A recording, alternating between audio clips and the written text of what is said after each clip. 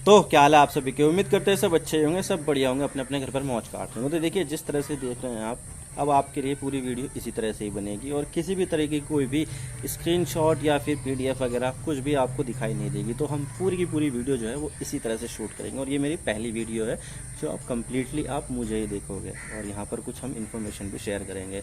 तो आज बात करते हैं बीमारू स्टेट के बारे में। बीमारू स्टेट के बारे में तो आपने सुना ही होगा, कभी कभी मोदी जी भी बोलते हैं कि भाई ये स्टेट बीमारू है, यहाँ पर तो कुछ होता ही नहीं है, ये कुछ होता नहीं। यानी कि जो इकोनॉमिक डेवलपमेंट है उसके जो लास्ट पायदान पर जो आता है स्टेट, उसको यहाँ पर बीमारू स्टेट का दर्जा दे दिया जाता है।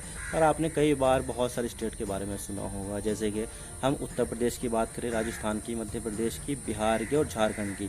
इन राज्यों को अक्सर हम बीमारू स्टेट की तरह से हम जानते हैं कि भाई ये राज्य जो है वो बीमारू राज्य है। और इसके पीछे जो वजह बताई जाती है वो है इकोनॉमिक ग्रोथ की, फर्टेलिटी रेट बहुत ज़्यादा होता है। इकोनॉमिक ग्रोथ यहाँ पर बहुत ज़्यादा कम होती है। आप देख सकते हैं कि आप बिहार में चले जाइए, बिहार के लोग आपको जगह जगह पर मिलेंगे और वो अपना राज्य छोड़कर दूसरे राज्य में काम करने जाते हैं। अगर वहाँ पर इकोनॉमिक ग्रोथ होती, इकोनॉमिक डेवलपमेंट होती, तो क्या वो अपना राज्य छोड़कर जाते? बिल्कुल भी नहीं जाते। तो यहाँ पर जो है मामला इकोनॉमी से जुड़ा हुआ है।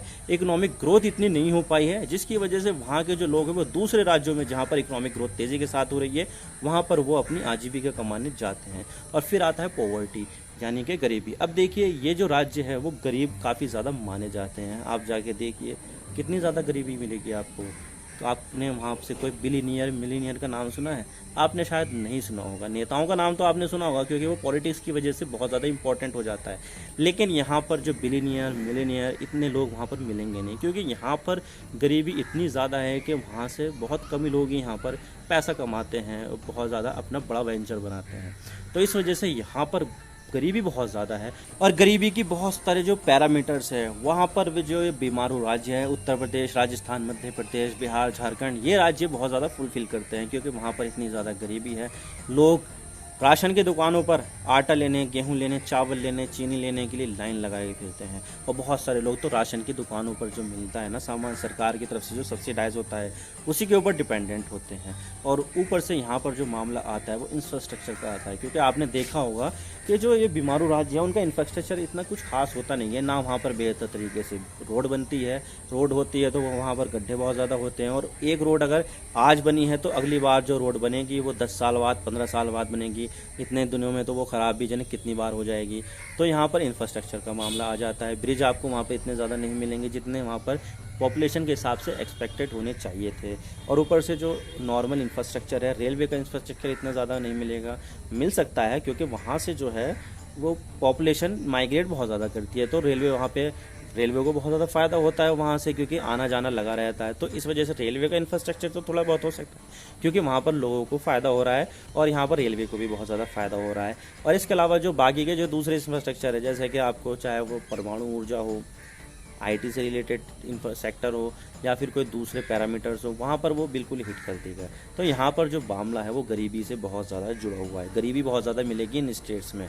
और ऊपर से यहाँ पर जो हेल्थ का जो पैरामीटर है वो भी बहुत ज़्यादा बिगड़ा हुआ है। आप चाहे वहाँ पर सरकारी अस्पताल में चले जाइए, आप बिहार के सरकारी अस्पताल में चले जाइए, आप उत्तर प्रदेश के सरकारी अस्पताल में चले जाइए, राजस्थान के सरकारी अस्पताल में चले जाइए या फिर मध्य प्रदेश के सरकारी अस्पताल में जाइए, आपने देखा होगा कि ये जो सरकारी अस्पताल है वहाँ पर तो दवाइयों की कमी है, बेड इतने अच्छे नहीं हैं, ऑक्सीजन की कमी है, डॉक्टर की कमी है, अस्पताल इतने अच्छे नहीं बने हैं। अगर बने हुए हैं तो वहाँ पर स्टाफ इतना नहीं है, और है भी स्टाफ तो उनको पैसा नहीं मिल रहा, और अगर ना भी हो तो वहाँ पर ढंग से काम नहीं होता है। तो हेल्थ के पैरामीटर पर भी यहाँ पर बीमारू राज्य इनको बना दिया जाता है, क्योंकि देख सकते हैं आपके बीमारू का मतलब क्या होता है, बीमार होना, सिक होना। अगर वहाँ का हेल्थ इंफ्रास्ट्रक्चर ही ढंग से नहीं होगा तो वो तो राज्य बीमार होंगे ही, लोग तो वैसे ही बीमार हो जाएंगे वहाँ पर, क्योंकि इलाज के लिए ढंग से मिलेगा नहीं। हाँ, देखा जाए तो प्राइवेट अस्पताल कुछ कर रहे हैं, लेकिन प्राइवेट अस्पतालों की फ़ीस बहुत ज़्यादा होती है, उनका इलाज का खर्चा आम आदमी अफोर्ड ही नहीं कर सकता है। तो उनके पास लास्ट ऑप्शन होता है सरकार की मदद, सरकार के जो सरकारी अस्पताल है वहाँ से अपना इलाज कराना। और